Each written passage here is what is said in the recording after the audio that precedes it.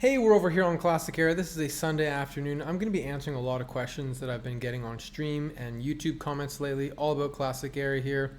So you can just consider this your 2024 Classic Era guide. There's been a lot of people interested in getting back into Classic Era. They want to level a character on Classic Era, but they don't know what server to play on. They don't know what character or class they should maybe start as.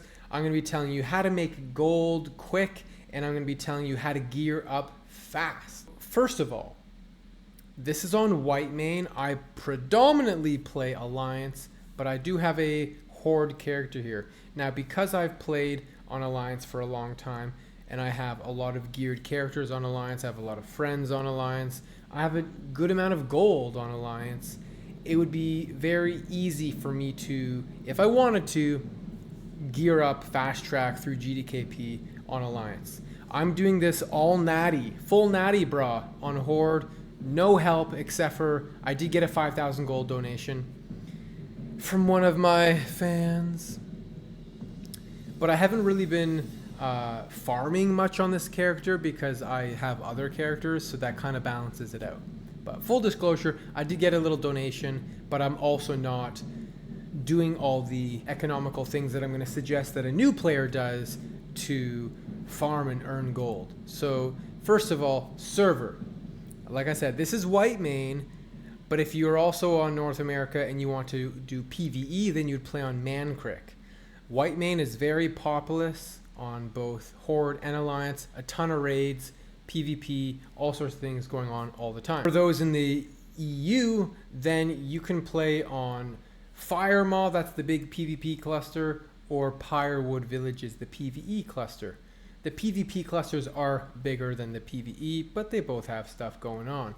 Now, if you want something a little different, like there's the Grobulus RP cluster on Era that has a guild that is raiding Nax. It's not a huge server, but there are other little niche communities out there as well. So what class should you start as? Well, in an ideal raid comp, we have a lot of warriors because we need tanks. They do a lot of damage. They're useful. If you're on Horde, Shaman are king. Raids are always looking for Shaman. But you should play what you want to play and not just conform to the meta. So there's always going to be room for whoever. If you want to play a support character that can gear up so fast, Druid or Warlock is a fantastic choice because you only ever have a couple of those classes in the raid, and the gear is going to practically be given to you. It's just going to be handed to you for free. Very easy to gear up a Warlock or a Druid. Now let me show you my character. I have been playing this character for about 7 weeks. I have full tier 2.5, the Onyxia neck, Zulian Tigerhide cloak, 2.5 chest, Night Slayer bracers, Perdition's blade, Corehound tooth, this quest bow, these quest trinkets that are, pretty good. A reputation ring, another reputation ring. Technically the 2.5 gear is reputation gear. Night Slayer belt, Night Slayer gloves, also have Bloodfang gloves for PvP. And how much gold do I have? I have 18,000 gold. I've spent probably 5,000 gold on the Purds, 4,500 on the Corehound tooth, 10,000 on the chest, 800 for the helmet. Actually, no, the helmet was 250, 800 for the legs, 5,000 each for the shoulders and boots. Kind of wish I didn't pay the 5,000 for them, because then a couple weeks later, when I didn't even have the rep yet for them, they're going for like 1,500. Regardless, Knights, their gloves 500 gold, Bloodfang gloves 2,000 gold. Other stuff was just quest item and soft reserve and reputation.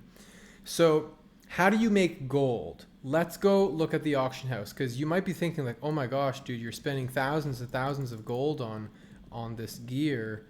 But remember, I'm attending some GDKP raids, earning gold. And then when I earn enough gold, I then spend it on the gear. And so it's just kind of tit for tat. Now, if we look at the auction house, we can look at some herbs. Black Lotus. So 124 gold. What about some of the lower level stuff? Solid stone. So solid stone, you know, you can go out farming at a low level and pick up some of this stuff, and boom, you got yourself 100 gold easy. We look at the mithril bar. Mithril bars are about 60 silver a pop. So you go out farming for a little while, and boom, you can afford your mount so easy. So yes, the economy, this game's 4 years old. Things are going to be more expensive. Grocery prices of today are way more expensive than they were, 50 years ago. You can't be angry. Well, you can. We'd like our grocery prices to be less, but ideally, the money that we can earn, gold we can earn in WoW, is going to be similar to being able to afford gear, consumes in WoW. And by the way, you don't have to do GDKP to gear up. You can do soft reserve too. I've gotten some of my gear on my rogue from soft reserve. I've geared up a full bis warrior, a very geared warrior, a nearly full bis rogue, paladin, and mage, 5 tier 3 characters from soft reserve and like loot council and DKP runs. Very few of the items I've acquired on any of my alliance characters have come from GDKP. Some did, yes, but only a couple. I'm really not a GDKP player, and you don't have to be a GDKP player to gear up. And you can gear up very fast. Like I said, here I am, ready for Nax. This character is Nax ready. I just have to grind the rep out, do some dungeons. And I will have, this is gear for Nax. Took me a couple weeks, like 6 weeks. It's more than a couple, yes. But I'm Nax ready. Let's look at some stuff. Weapon, or what's it called? Let's just type in enchant. Look at this, enchant life stealing.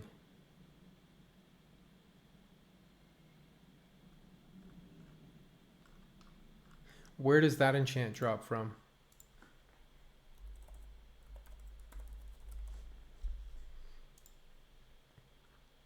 So this enchant drops in Scholomance. So when you're a new character, you're going to be running a couple dungeons. Now just imagine this enchant drops. It's a 1% drop chance. You win the roll. Bam! You got 12,000 gold. When I was leveling, I got a +5 weapon damage enchant to drop. And I sold that for 10,000 gold. So there are these somewhat rare items that drop at lower level, and you can get them and sell them for a lot. There's the enchant for like agility to cloak. I don't know if we'll find it. Look at this. Enchant cloak, lesser agility. It's a rare drop, but I'm pretty sure I found this one time while leveling. Like, boom, 450 gold. So you have to understand how to make gold in the economy, and then suddenly it's very easy to be able to afford the things you need to afford. Make smart purchases, make good sales. If we look at Wild Steel Bloom, so Wild Steel Bloom, this is a low level herb. You can pick this at as low level as like a level 20-ish character. And boom, boom, boom, you do a couple quests, you come back to town, you got 5 of these, you sell them for 20 gold. You're making hand over fist. You're going to be the richest low level around. Like, it's kind of wild that this stuff sells for this much, but people don't want to farm it. And as a low level, you need to get your ass out there and farm. If you're going to sit around in Orgrimmar or Stormwind saying, oh, I have no gold, gold. Can you help me? You're not going to make it. But if you recognize that this is an MMORPG and you got to go out in the world and do things, you can get rich, man. You can go farm, make 1,000 gold an hour. Plague Bloom. You know, you can go out and pick 2 stacks of Plague Bloom. Maybe you find a Lotus. If you're a double gather, maybe you're a miner as well. You get some dense stone. Dense stone. These are, you know, what is this for a stack of, looks like 120. Actually, that's not too bad. 130, 120 gold. You come back to town with a couple stacks of this, a couple stacks of that, some Mountain Silver Sage, some Dream Foil, and you're loaded. And so you farm a couple hours here, a couple hours there, and you maybe do a GDKP or maybe do soft reserve. Maybe you're totally against GDKP. You can gear up without GDKP, but it's so easy to make gold on Classic Era because yes, there are people who have a lot of gold, but you know what? Those people are lazy. They are lazy. They are like the people who will, you know, buy a chopped up salad for $8.99 in the grocery store because they don't feel like chopping the stuff up themselves, and so they'll pay 10 times the price, and you're like, thank you, lazy person, for buying my elixir of fortitude for 10 gold a pop. You go out there, you pick a couple flowers, and you're gonna have so much gold you don't even know what to do with it at a low level. Let's go hop over onto Alliance, and what we're gonna do is do some more auction house searches. Then I'm gonna tell you a bunch of different things, different profitable gold farms. All right, we just logged into Stormwind. Let's check out the auction house over here.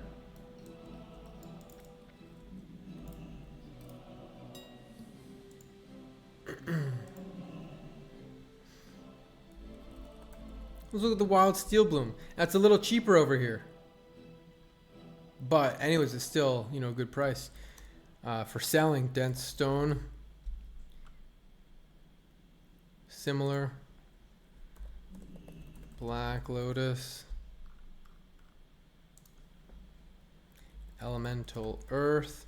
So Elemental Earth is a really good farm because you can go out to the Badlands and kill these rock elementals, and every elemental earth, you know, 15 gold, and you're gonna get those solid stone, right? And you're gonna get a ton of solid stone. Actually, don't mind if I do.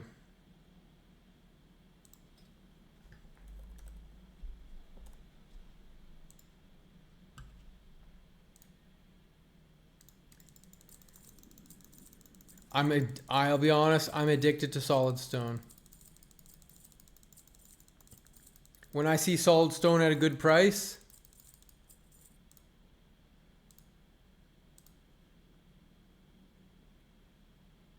just gotta buy it.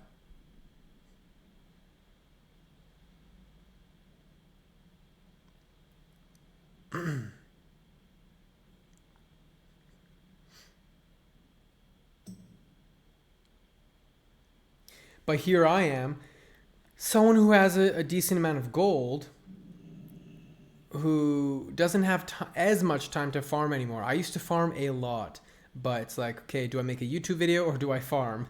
And sometimes I got to make a YouTube video. And, you know, if you're low level or whoever out there farming these materials, you just got all your auctions sold to some schmuck me.